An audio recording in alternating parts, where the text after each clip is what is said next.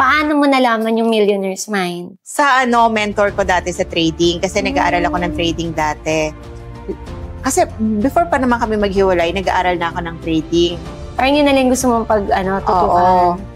I think nakakontribute yun sa stress at sa problema namin. Kasi instead na sa business ako mag-focus, nag-focus ako sa pag-aaral ng trading. Oo, kasi may losses doon pag mali yung investment. So, ang dami kong nakaka-anxiety.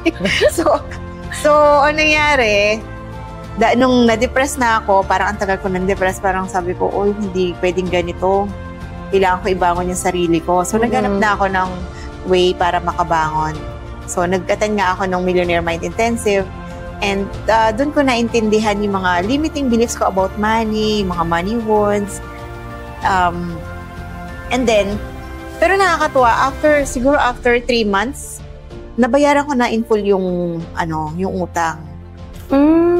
So, mabilis lang yung yung pagbangon ko. Magkano yung naging investment mo sa training na yun?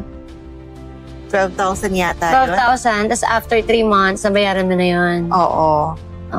Tapos moving forward, ano pa yung mga ginawa mo? Tapos, nag-attend naman ako ng upsell nila, which is Quantum Leap.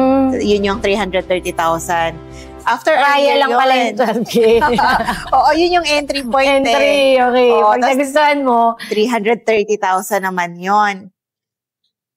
Kasi nang depressed ako, parang I made a deal with myself na this time, ipa-priority ko naman yung sarili ko. Kasi parang, ang nangyari, parang sobrang, lagi ako nagsiself-pity na parang naubos ako kakabigay, bigay ako ng bigay, laging sila muna. Tapos, yun, kaya naisip ko na ako naman, lahat ng gagawin ko para sa sarili ko naman. Lahat ng gusto ko, gagawin ko naman ngayon.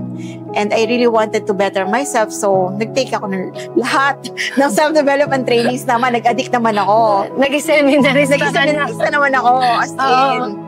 So yun, Quantum Leap, tapos lahat ng programs ni Tony Robbins, lahat yun, graduate mga international trainings. International trainings. Pero yun nga, nung kaka-training ko, naging maayos yung mindset ko and naging parang I became free, na wala na akong hatred sa puso ko, hindi na ako pa victim, ganon. And mas naiintindihan ko siya.